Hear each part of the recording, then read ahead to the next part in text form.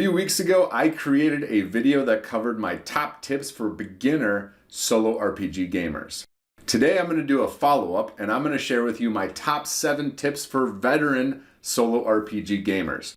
If you're a veteran solo RPG gamer, let us know what your best tips are in the comments below, and we can create an excellent resource here together. And if you're a beginner to solo RPG games, don't run away. I'm sure you can focus on 1 or 2 of the following tips, and they're going to help you enhance your solo RPG experience. So let's get into it. Here are my top 7 tips for solo RPG game veterans. Tip number 7, take some time to consider the setting that you want to play in. This was actually an add-on to one of the tips I did in the previous video, the beginner video. In that video, I suggested that beginner players play in a setting that they're familiar with, and the advantage there is it allows their mind to offload any questions about the setting because they're already familiar with it, so they can focus on how to run the rules of a solo RPG game. That's something that a lot of veteran gamers do for solo RPGs. They play in settings that they're familiar with, but it's not the only option. There are many other options for settings to play in. One of which is to explore a setting while playing. This is something I love to do with Forbidden Lands. This is something that I'm excited to do for Dolmenwood eventually, hopefully. And it's such a fun way to explore a setting is play a solo RPG within that setting and have the exploration of the setting be a part of the game.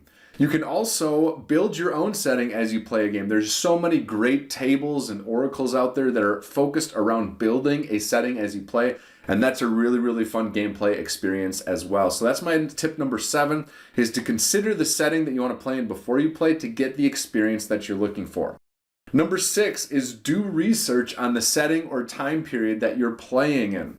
I have found so much fulfillment in doing this while I play Pendragon and when I played Thousand Year Old Vampire. It added a ton to the experience that I had when playing those games because I just learned about history during those different time periods, and I was able to take those details, those actual real life details into the game I was playing. It made the game more of a full experience, and it even provided some hooks that I didn't realize existed. And so doing some actual research on the time period or the setting that you're playing in can add a lot to your solo game, and hopefully you learn something along the way. Tip number 5 is find some cheat sheets online to make playing within your solo RPG easier. One of the big reasons why I continue to love playing solo RPGs is I can go online and find some solution somebody found to a problem I had when playing a solo RPG, and I can use it without having to create the solution myself. There is such a strong community of solo role-playing gamers out there, and I suggest you take advantage of them, especially when trying out a new system. The best part about this is if you can't find a solution or a cheat sheet or a player aid to a game that you're looking at playing, just build one yourself. That way you have something that you can use, and then you can share it out and somebody else can use it and improve their gaming experience from it. Number 4 then is join a solo RPG community. This goes with number 5 because once you build a player aid, you can share it with other people, and that further enhances their experience as well. There are so many good communities online, and they're growing every single day around solo RPGs. Personally, I think this channel is a good one, but there's a lot of other really good solo RPG YouTube channels, as well as the solo role-playing subreddit. That's a wonderful space that is full of positive people who just love solo role-playing games.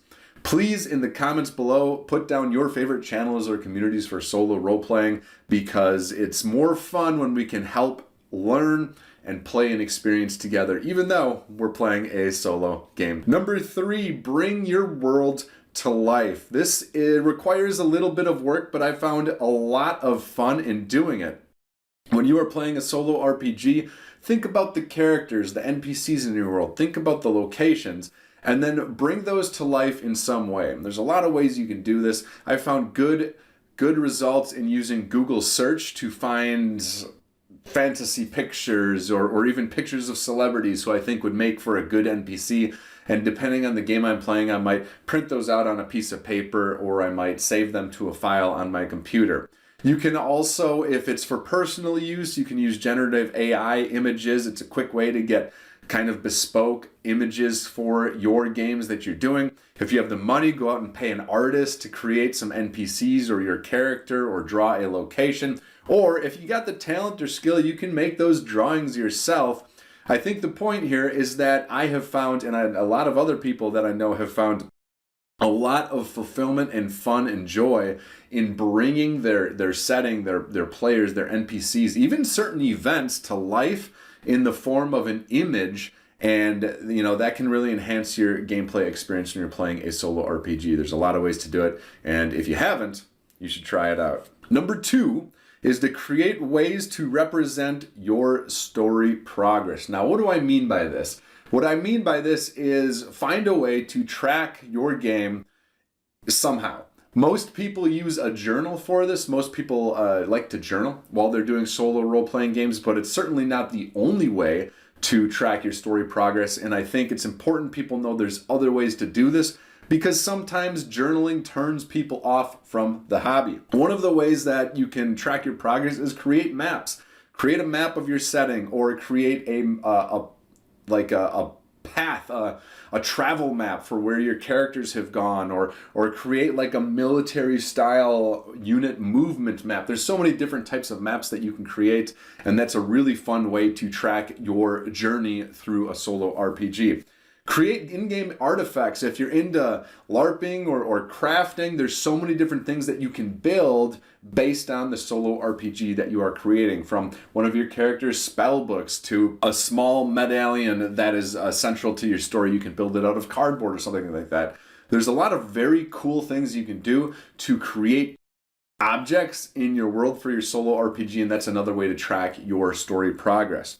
You can make a comic. You could do drawings, doodles. I saw a lot of people in that solo role-playing subreddit that I mentioned earlier that are incredibly talented when it comes to drawing or making comics or just sketching. And it's really fun to see their journey in their solo role-playing games through the art that they're creating.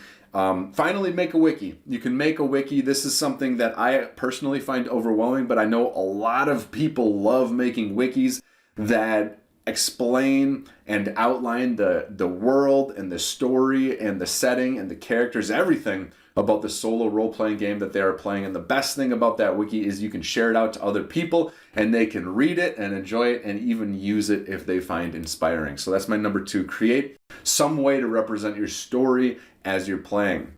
And my number one tip for veteran solo RPG gamers is level up the way that you experience entertainment while doing your solo role-playing game. Now, when I think about playing a traditional RPG with a group of people, usually what happens when I get together with my friends is we sit down, we got snacks, we got drinks, we got some mood music to kind of represent where the characters are. We maybe adjust the lighting based on the type of story. All of these things are happening when there's 2, 3, 4, 5 people at the table.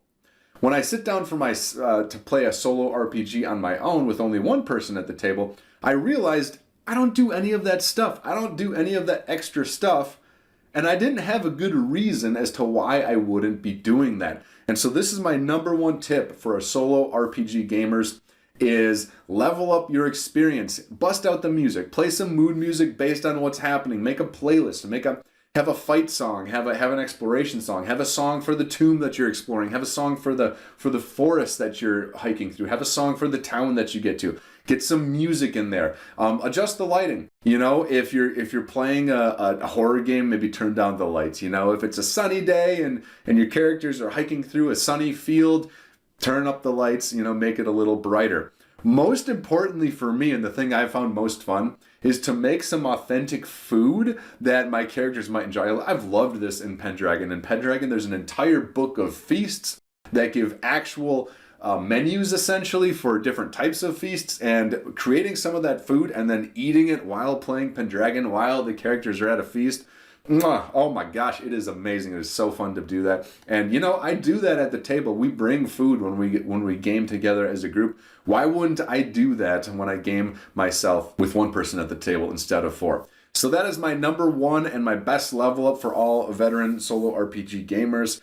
Level up the experience. Add some food, add some music. add some lighting, and just enjoy yourself, you know? The last add-on I'll say to this last little point is also consider the medium in which you are gaming. For fantasy games, I like to game using physical paper. I think that represents the game well, and I'll usually have like stacks of paper around, kind of like scrolls or something like that, and I find that a lot of fun. When I'm playing a sci-fi game, I will oftentimes try to interact with my materials through digital means, so phone, tablet, laptop, that type of thing. I just find it matches the theme of the game better. If I'm playing like an investigative theme or something like that, some sort of theme with a mystery, I like to have books stacked up on the table. I like to try and have multiple resources on the table so that when I'm done with one, I can put it down and pick up another one. It almost feels like a research, and I think that theming fits the medium and the type of game as well. So that's something else you can consider when you sit down to play solo RPGs. So there you go. Those are my top 7 tips for veteran solo RPG gamers. Let me know what you think. What do you agree with? What did I miss? What do you disagree with? Let me know in the comments below. I'm excited to hear from all of you. Thank you so much for watching, and I'll see you in the next video.